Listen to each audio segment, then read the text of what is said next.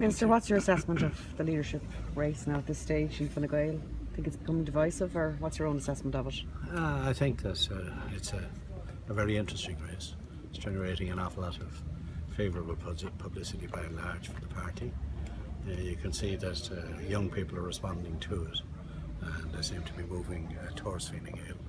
I'd be happy with either of them as Taoiseach. I've worked with both of them as ministers. I think they're both very good, and it'll be all over on Friday, so we'll see then. But you will have to cast a vote. Oh, Have yeah, you a preference? I'll be voting on Friday. Of course I have a preference, but I'm not telling you.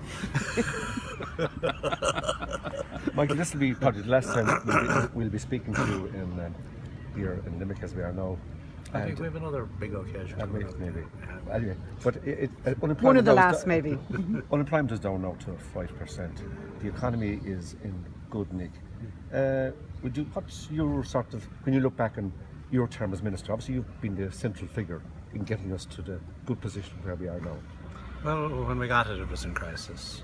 For a while we didn't think, we were wondering whether we could actually manage a recovery or not. But as we worked our way through the days with the Troika, about halfway through we realised we were going to carry it to a successful finish, and we did that, and the Troika left after 3 years. But the most significant thing that happened, and it's never referred to, is that in parallel we designed an economic strategy to restore the different sectors of the Irish economy. If you take tourism, for example, now, which we're celebrating here today, dropping the VAT from 13.5% to 9% was very significant. That brought confidence back, and the industry backed it. They cut their prices as well at the time. The other thing we did in the same space was to abolish the travel tax.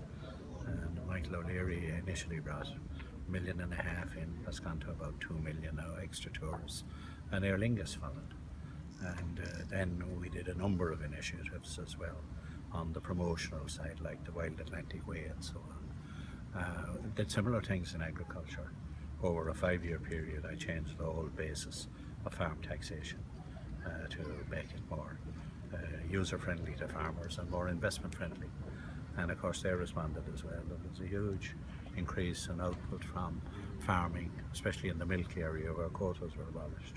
So by taking the economy sector by sector, we actually got each sector growing. And in the jobs figures that were announced last week, the Central Statistics Office divides the economy into 14 sectors. 11 of the 14 had put on jobs in the announcement last week. And we're very nearly at full employment. In terms of the future of Limerick, we must continue to do what we're doing, because what we're doing is successful. But as well as seeing it as the third city, we must see it as the lead city on the western seaboard for economic development, and a driver for economic development down the west coast, with linkages to Cork and Galway. I think that's the way to go.